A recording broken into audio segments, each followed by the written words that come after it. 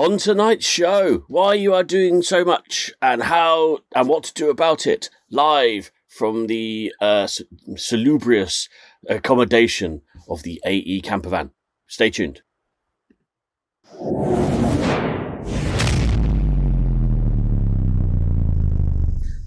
I'm loving the slick presentation and slick that we've got going on here.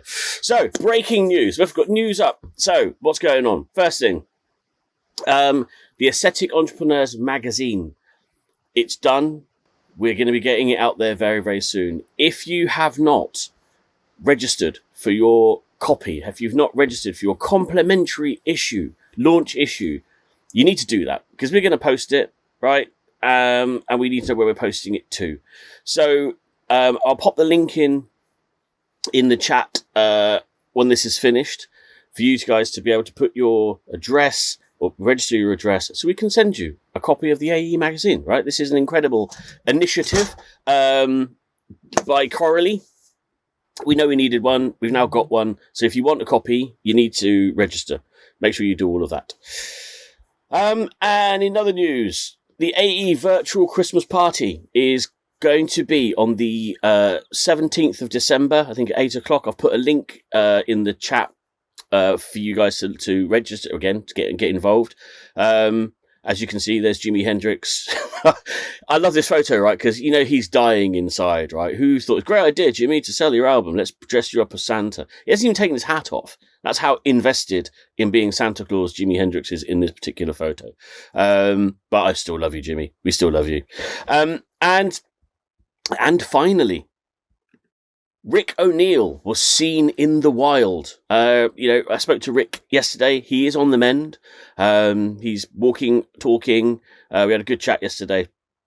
And he's, I'm sure he'll say it to himself when he comes live again at some point in the future. He's very touched and by the positive comments that he's had and the good wishes that you've all given him over the last couple of weeks. We still wish him a speedy recovery, but I thought you'd like to know that he is on the mend and on his way back. So, without further ado, moving on to the meat of today, which we're going to be talking about why you guys are doing too much and how you can structure your life, structure your business, structure your world to be able to achieve as much as you want to achieve, but doing it a little bit easier. So stay tuned. Ready? Yeah. Go.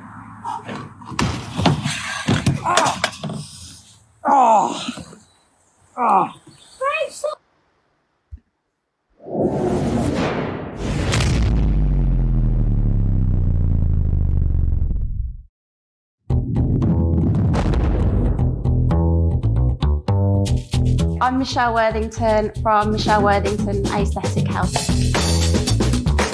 in Sutton Coldfield in Birmingham.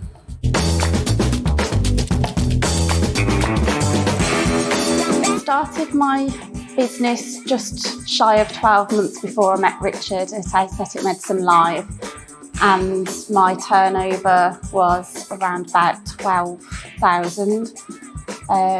Even through lockdown, I managed to grow my business. Through the second lockdown, I still managed to grow my business, and my turnover has now probably tripled. It's just going to the accountant soon, but I've gone from kind of looking sideways to just staying in my own lane and focusing on me and my business. So Aesthetic Entrepreneurs just gave me confidence to help grow my business. As a nurse, it's very hard to get out of a nursing mindset and get a business head on. So I'm very fortunate now that I've managed to leave the NHS. Richard has just helped me develop my sort of business attitude really, and given me the confidence to grow. I would say the main thing with having aesthetic entrepreneurs involved in my business is that I tend to work smarter, not harder. So I put my prices up.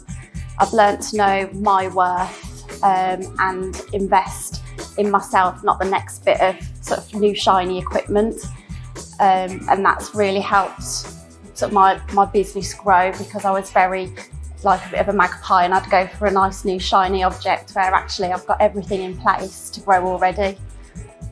I know often people think, oh, what, you're paying for a business coach, but actually having a business coach pays for himself. So yes, my direct debit goes out every month, but it actually tends to make you more accountable. Being involved in the matrix, having all the information to hand to help you grow.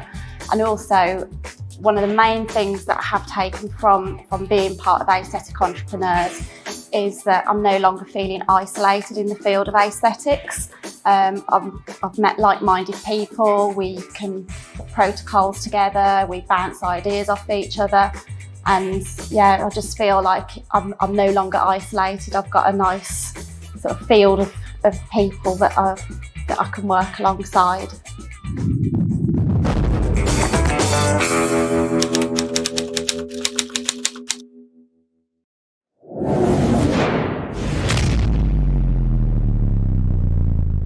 Right then, let's jump straight into it. So, why are you doing too much?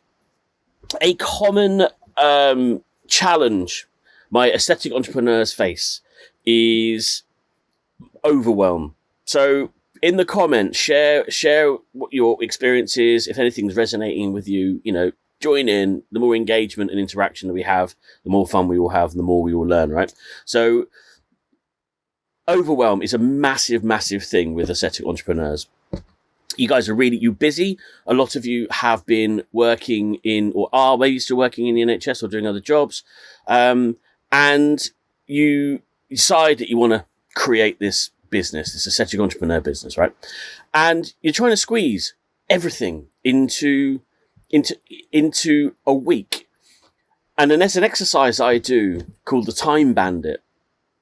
And we do it in the Accelerator program. And what I do is just essentially just doing a bit of an exercise, right? And guys, if you've not done it before, this is what you do, is accept that there are 168 hours in 1 week, okay? There are 168 hours. I'm sorry, that's a fact, okay? And if you don't work weekends, which I kind of think that you kind of shouldn't, or at least have 2 days where you're not working, there are 120. And then if you're actually sleeping, which again, is a good idea, it's advisable, take 60 hours out of that for sleeping. And then you've got kid stuff, you've got driving to and from the school, you've got eating, you've got all these other bits and pieces as well. And you might even have your own, job, because if you're doing aesthetic stuff on the side, or, you're not able to go full time rather, you reduce the hours even more. And I want you to do this and just do this exercise, be ruthless, and just actually add up the hours that you spend. Go through your diary and add up all the hours that you're spending. And even you can put treatments into all of that as well. Suddenly the time gets reduced. And then it'll come to a point where you're like, right, you're trying to promote, market, do social media, do admin, do everything else in, 15, maybe even 20 hours a week. And getting frustrated that you can't do it. But what you're trying to do 9 times out of 10 is impossible. It's impossible because there are only there's not enough hours. So you extend. You go, right, well, okay, I'm going to, I'll just work a little bit of Saturday. Or I'll just work in the evening and I'll show me likes, right? If you are on the phone now, right, with, comment, right? Confess. If you're sat here, you've got a phone in your hand and you've been taking bookings from clients, all right? Confess. Or not now, or you have done it this week. Fess up, right? Confess if you don't spend enough time with the family. Confess, right?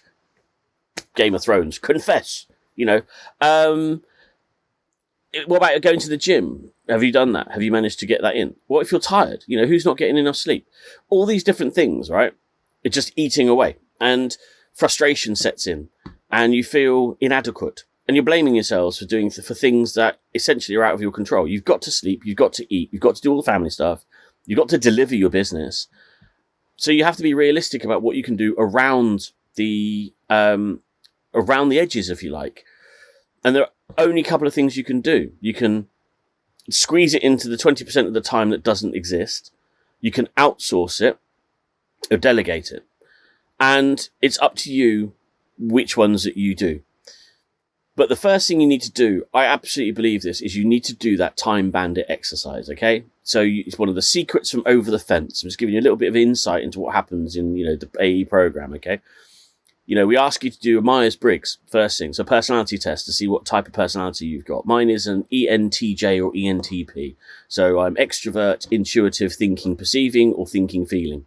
Thinking, judging, rather.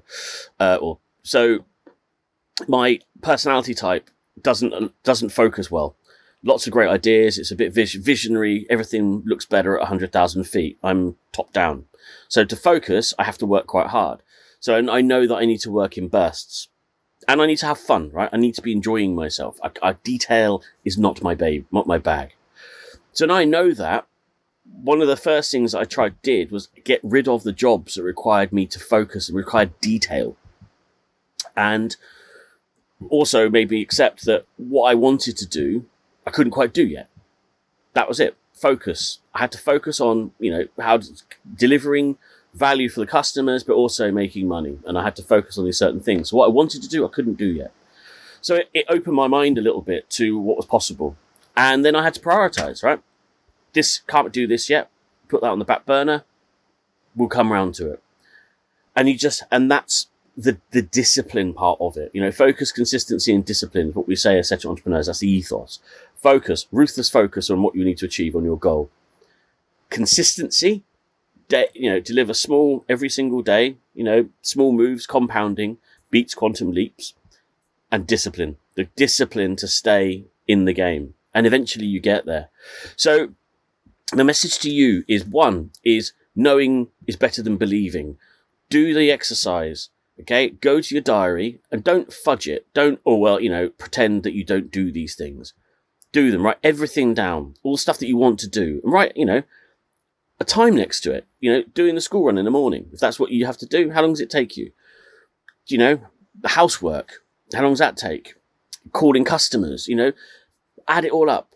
And I bet you, after you've done everything, you come up with a number that's way, way over the actual hours there are in a week. I think my record so far is close to 250. Someone was trying to do about 250 worth of hours in 168 hours. So that's not sleeping. And that's just, it just doesn't happen, right? It's impossible. So there's no point beating yourselves up for trying to do things that are actually impossible. That's the first thing. And the second thing then is you need to prioritize. And the process of prioritization comes down to your goal, right? What is it you want to achieve? And whether or not the actions that you're taking are going to move you closer to your goal or further away. So by doing going through this process, again, looking at the list that you wrote and then looking at the time it takes to do it, and then you can write a number next to it. This is what we use in the art called the Eisenhower matrix. And the Eisenhower matrix is a mechanism of prioritizing tasks. And I talk about it in, Changing Faces. I haven't read it. I'm rewriting Changing Faces at the moment, but I definitely talk about it in the revised edition because it's a really, really useful tool. And if you look at your list, so step number 1, write down a list, brain dump all of the tasks that you've got to do in a week, right? So it's Thursday to Thursday. Do it tonight, right? Just put your phone, just do it tonight. Or if you want to do it tomorrow morning, but just do it sometime, right? Brain dump all the tasks that you've got to do in this week. Put a time, how long it takes you to complete them, then total it up. And share, if you want to share the total number in Ascetic Entrepreneurs, right? Let's see what are we dealing with? Then we know the scale of the challenge that you've got. If you've got an idea of what it is, put it in the comments now. Love to see it. I'll come back to the comments and answer some questions in a moment. If you've got any questions, put them in and I'll talk about them in a couple of minutes. So dump it, then write the number, how long it's going to take you to complete those tasks. And then I want you to prioritize them. And priority is 1, 2, 3, and 4. 1 is only you can do it, and it needs to be done like now. Okay? So that's some things for me. That's like sales and, you know, taxes. It's going to make you money or cost you money. I kind of put in that little box. So only you can do it, but it needs to be done now. Box number 2 is it needs to be done by you, but it doesn't necessarily need to be done now. Okay? It needs to be done by you, but not necessarily needs to be done now. Box number 3 is it needs to be done now, but doesn't need to be by you. And then box number 4 is it doesn't need to be done by anyone relatively soon. 1, 2, 3, 4. Box number 4 is where we procrastinate. That's our box called. It's the Procrastination Nation box, because you don't really need to do it. Doesn't need to get done by anybody. So we just sit in there pissing around because we're absolutely terrified of box number 1. It's seriously, if you agree, comment, you know, are you with me? Because box number 1 is where the scary shit is. And box number 3 is, for me, box number 3 is the really powerful one. Because box number 3 is the one where we can delegate and outsource. And that's the one that we should be spending time in. Because if it needs to be done by you, done now, that's your priority number 1. And then you look through your priority number 1 and prioritize those again. So you only end up with 3 things to do and do them. That's like eating the frog, we call it. Get up in the morning, big frog there. What do you do with the frog? Eat it. Just get it out of the way. If you leave it for the rest of the day, well, your day gets in the way. The frog's still sat there staring at you. You're like, okay, I'll do it tomorrow. Wake up the next day, 2 frogs. Shit. You know, this isn't fun. So eat the frog. Get it done early. Those are your number 1s. Wake up. Just get the first thing you need to do. Get those done. And then box 3. Not box 2. Box 3. Which is what needs to be done now, but I can delegate. And become a professional delegator. And that's my advice to you. Because all those things in that box, you just want to get rid of them and get other people doing them. So anyway, and box number 4, yeah, you know, schedule some time in for it. You know, have some fun in box number 4. It's not all work, no play.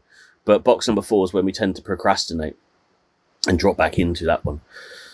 So that's a bit. I should probably have put a screen share up, but I didn't. So, but anyway, you'd have to imagine it, right? You can write it down. 4 boxes. Box 1, 2, 3, and 4. Box 1 and 3 needs to be done by you. It needs to be done now, either by you or by someone else. That's where you can be kind of focusing your time. Because if the more you do in those, the easier things become. So, stop punishing yourselves stop considering this to be failure. This isn't failure.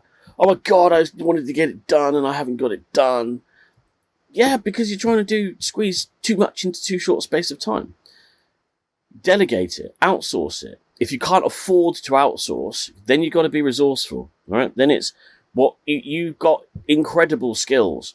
You guys, you know, make people look and feel fantastic. That has a huge value. And you're telling me that there's no one out there that you can think, you know what? If I did a couple of treatments, or if I did this or I did that, I reckon that I can trade skills. You know, start thinking resourcefully. Start thinking entrepreneurially about what it is you're doing. Start thinking about entrepreneurially about what it is you're doing.